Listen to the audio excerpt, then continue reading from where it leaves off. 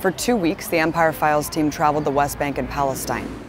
What we saw was one of the biggest human rights disasters on the planet, a brutal and growing military occupation that thrives off US sponsorship, soon to be strengthened even more by another $38 billion in US tax dollars, the largest military aid deal in history. This stark reality is never taught to us in school, and whenever we do hear about Palestine in the media, it might as well be directly from the Pentagon. It's a place the majority of Americans only get a first-hand look at on so-called birthright tours, which sell Israel as a fun, peace-loving country, living under threat of genocide from Muslims.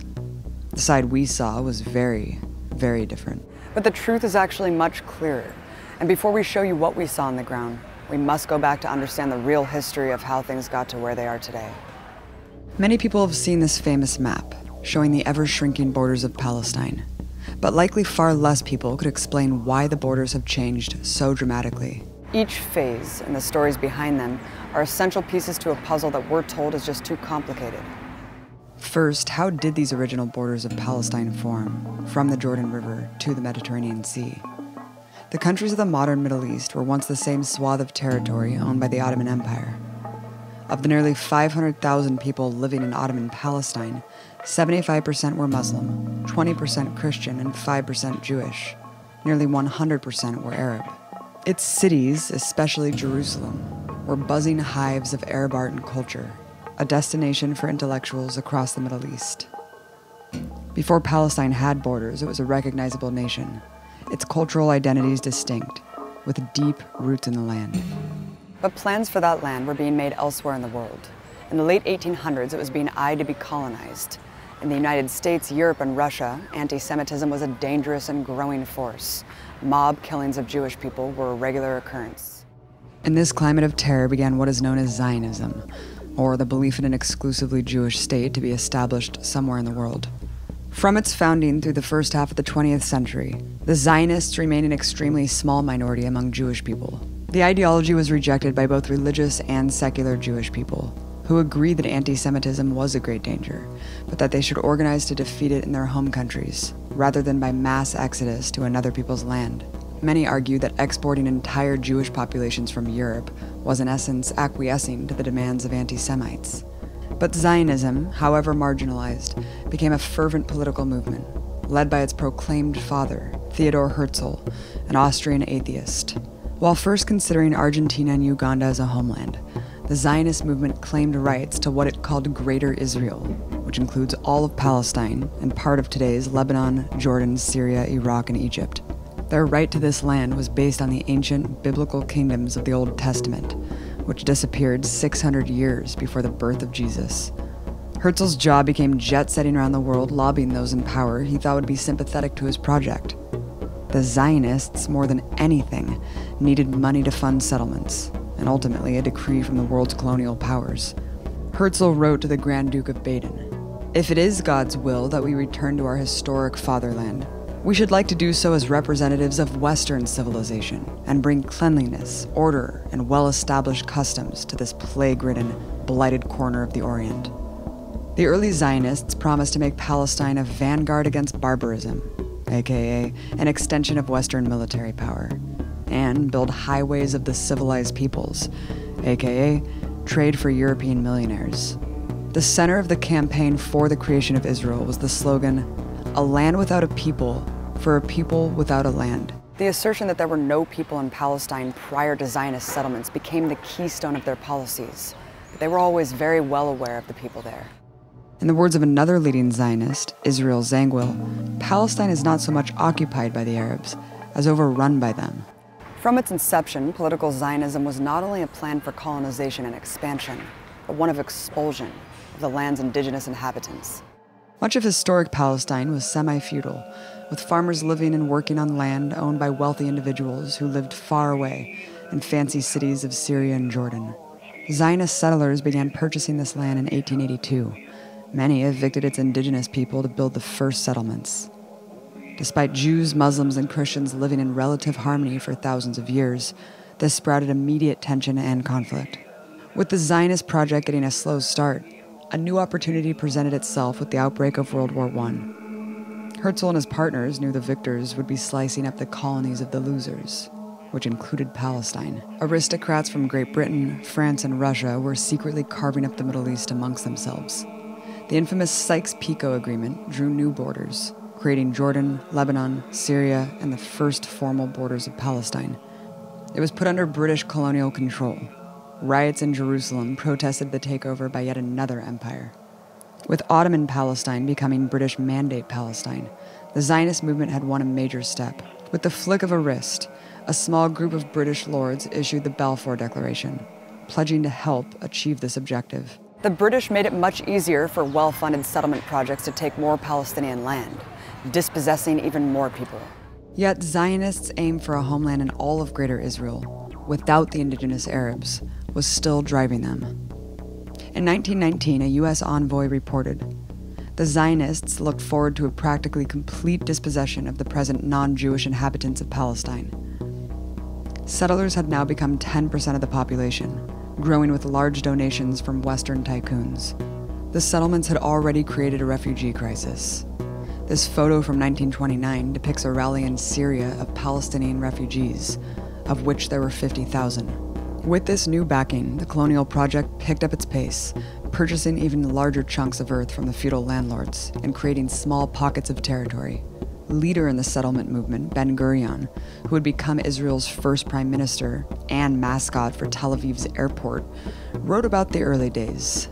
We were not just working. We were conquering land. We were a company of conquistadors. From 1920 to 1939, the settler population rose from 10 to 30%, and there was no confusion about what they were there to do. As Gurion himself said, we must expel the Arabs and take their places. Throughout these years, Palestinians launched several attacks on the encroaching settlements. Big clashes between settlers and Palestinians in cities grew deadly, killing many on both sides. But an era of wildly disproportionate death was about to begin. In 1936, the Palestinians launched a mass general strike.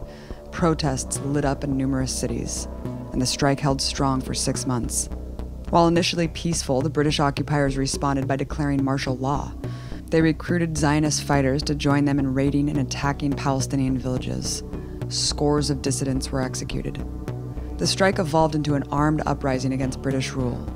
The British, along with their Zionist partners, used a strategy of blowing up thousands of Palestinian homes. On a single day in the village of Jaffa, they demolished over 200. This uprising was drowned in blood by the sheer force of the British imperial machine by 1939. 5,000 Palestinians were left dead. On the other side, 300 settlers and 250 British soldiers. It was through this bloody repression that the Zionists formed a bona fide armed forces, with thousands of them who were trained and armed by the British Army. In reality, it consisted of 2 wings. The Haganah, the official military force recognized by British authorities, and the other, a more radical wing, the Zionist militias. The biggest, the Irgun, with membership in the thousands. The Irgun was a more hardline terrorist organization that mostly targeted Palestinians, bombing civilian markets and more. Years later, they would also start attacking British soldiers. Their most famous attack was the bombing of the King David Hotel, murdering 91 people, among them 17 Jews.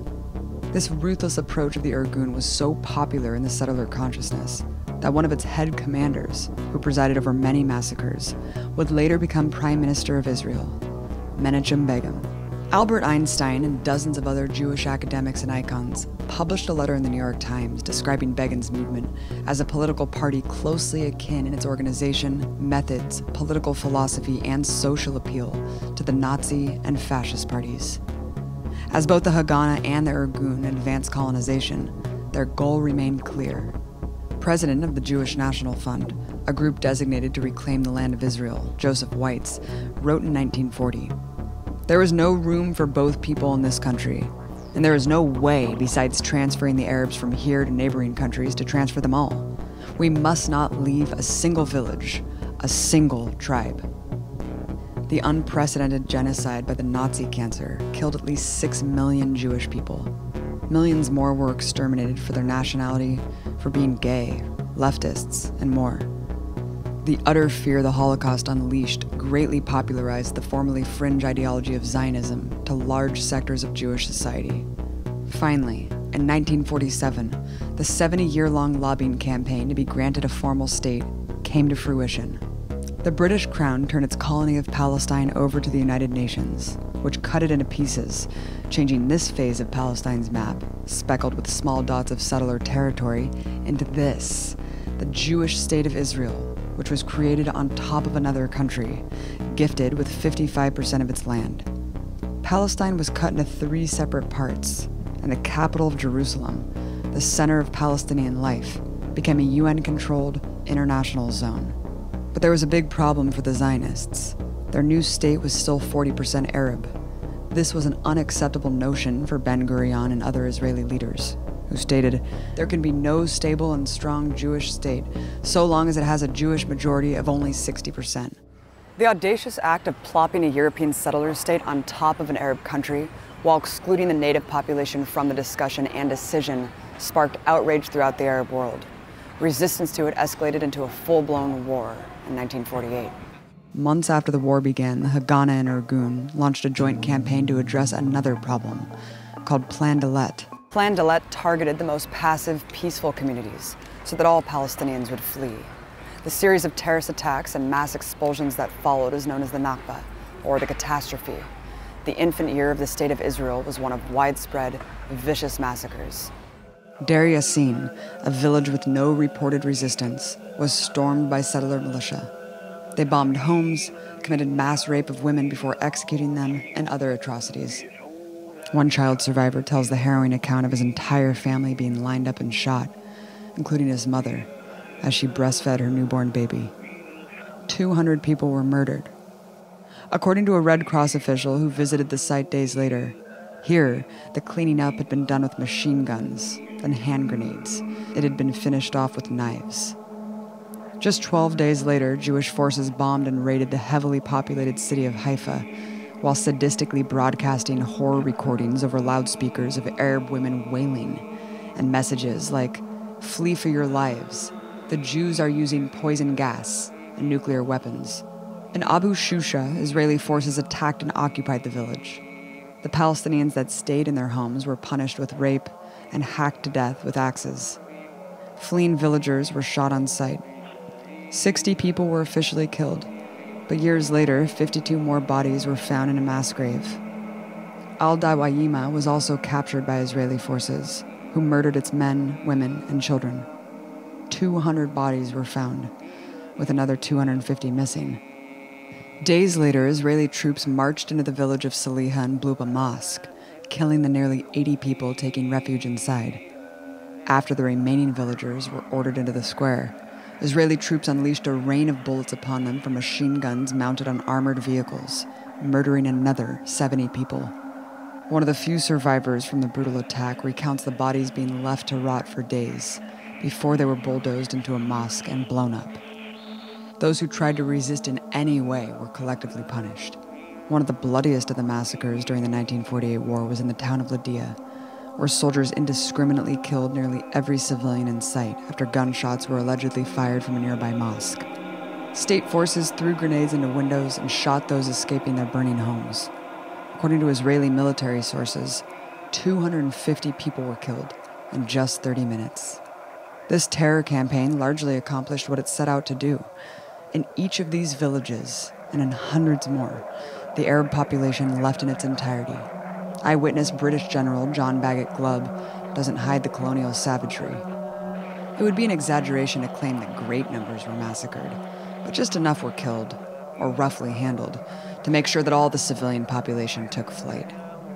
Senior Israeli officer Yosef Namani wrote that in some villages, Palestinians greeted them with white flags and food. After seeing them executed, he said, "Where did they come by such a measure of cruelty? Like Nazis. Is there no more humane way of expelling the inhabitants than such methods? Nearly 800,000 fled their homes in this barrage of violence. More than half of the Arab population in all of Palestine, and 80% of the Palestinians within the new Israel. They were forced into other countries and packed in refugee camps. A shocking 500 Palestinian towns and villages were ethnically cleansed and razed to the ground. The rubble would be the foundation of the new Israeli settlements. Moshe Dayan, a military commander in the 1948 war and national icon, stated, "Jewish villages were built in the place of Arab villages. You don't even know the names of these Arab villages, and I don't blame you, because the geography books no longer exist. Not only do the books not exist, the Arab villages aren't there either. There is not one single place built in this country that did not have a former Arab population." In this brutal rampage, the military already seized half of what had been allotted to the Palestinians. By the end of 1948, Zionists had conquered 78% of Palestine. Palestinians now left with only 22%. While some in the Palestinian resistance carried out their own attacks on civilians during the war, nothing compared to the scale of Israeli crimes during the Nakba. And as Israeli historian Ilan Pappé explained, these acts took place in the context of an ethnic cleansing that carried with it atrocious acts of mass killing and butchering of thousands of Palestinians, who were killed ruthlessly and savagely by Israeli troops of all backgrounds, ranks, and ages. This violent expulsion of nearly 1 million people was so outrageous that it forced the UN to respond, issuing a resolution ordering Israel to allow all 800,000 Palestinian refugees to return to their homes. Land ownership for Palestinians plummeted. Before 1948, Palestinians owned 90% of the land. 4 years later, they owned only 3%. To this day, they remain displaced. Tens of thousands still remain in refugee camps. Israel's excuse for refusing to honor this UN resolution is that the Palestinians left voluntarily. For those who remain inside the borders of Israel, the new regime codified into law the superiority of Jewish settlers. Israel legalized the theft of Palestinian homes and land, limited political participation, and implemented a separate set of rights. Arab areas were occupied by the military and subjected to curfews. Many were arbitrarily arrested and deported. While the settlers were depopulating the land of Arabs, they also needed to repopulate it with Jews. Fear of anti-Semitism around the world was the main driver. After the 1948 war, Jews in Arab countries were targeted by a rash of anti-Semitic violence, but some in the Zionist project were even willing to sacrifice their own. From 1951 to 1952, there was a series of bombings in Baghdad, Iraq, against synagogues and other Jewish targets, causing dozens of casualties. A group called the Zionist Underground was found responsible by the pro-Western Iraqi government. This is confirmed by former CIA officer Wilbur Crane Eveland, writing, "In an attempt to portray the Iraqis as anti-American and to terrorize the Jews, the Zionists planted bombs in the U.S. Information Service Library and in the synagogues. Soon, leaflets began to appear urging Jews to flee to Israel. Most of the world believed reports that Arab terrorism had motivated the flight of the Iraqi Jews, whom the Zionists had rescued, really just in order to increase Israel's Jewish population. In 1954, a similar operation was carried out by the Israeli government itself, this time for regional ambitions in Egypt. They orchestrated a number of bombings on U.S. and British civilian targets, planning to blame Arabs and communists. Throughout the 1950s, Israeli military power had grown quite formidable, armed primarily by France. It dutifully used these weapons to aid French and British imperialism, including the invasion of Egypt to try to topple pan-Arab president Gamal Nasser in 1956. But as Israel ran away in defeat, like a petulant child, it demolished any building it could along the way. This earned the eye of the U.S. empire. Recognizing Israel's value against nationalist movements like Nasser's, the U.S. became its main military financier and pledged its own military to protect Israel. By 1967, Israel was a far stronger military machine, with monstrous American forces standing behind it. But even Israel's main ally was not safe from its brutal belligerents. That year, unmarked Israeli warplanes and torpedo boats aggressively attacked a U.S. Navy ship in international waters off the coast of Egypt. The relentless barrage on the USS Liberty, which had an American flag raised high, lasted for an entire 2 hours. 34 people were killed and 174 wounded. According to an NSA report, U.S. officials believed it was impossible for this to be a mistake, and that Israel intended to sink their ship and blame it on Egypt to goad the U.S. into invading. The attack was part of another ambitious land grab by Israel in what became known as the Six-Day War, the next chapter of Zionist expansion. Israel launched surprise attacks on Egypt, Syria, and Jordan. It invaded all of Palestine's remaining 22% of land. The official rationale for this major act of aggression was one of preemption, that the Jewish population in Israel was on the verge of being killed en masse by the Arab countries surrounding them. Many Israeli officials acknowledged that it was just propaganda, including top military commander during the war, General Mattiyahu Peled, who was quoted in Haaretz admitting, "The thesis that the danger of genocide was hanging over us in June 1967 and that Israel was fighting for its physical existence is only a bluff." The colonial superpower charged at lightning speed, showering the land with napalm. In less than a week, close to 40,000 Arabs were killed, many of them civilians in crowded cities that were firebombed and overrun by Israeli tanks. By contrast, under 800 Israeli soldiers were killed, along with 20 civilians. At the end of those 6 days, a new map emerged, closer to the greater Israel that the Zionists had always dreamed about. They conquered the Sinai Peninsula of Egypt, the Golan Heights of Syria, and the rest of Palestine. Another 300,000 Palestinians were made refugees during that short time. Many of them had already been made refugees once before, during the Nakba. While they had to ultimately return the Sinai to Egypt, the territory that Israel seized in this war remains under their control today. The map shows the existence of Palestinian territory. All of it is still subject to Israeli military occupation and law. Hundreds more legal settlements have also chewed holes in the map, reducing actual Palestinian landmass to almost nothing. While the occupation that continues today is presented as simply security measures to protect the Israeli state from terrorism, it is the same expansion and conquest that's marked the last century. In the face of unimaginable brutality all of these years, the Palestinian people have carried out their most powerful tool of resistance, continuing to exist, keeping their roots firmly planted in the land, where every possible weapon is used to expel them. And they've shown that heroic resilience will never die.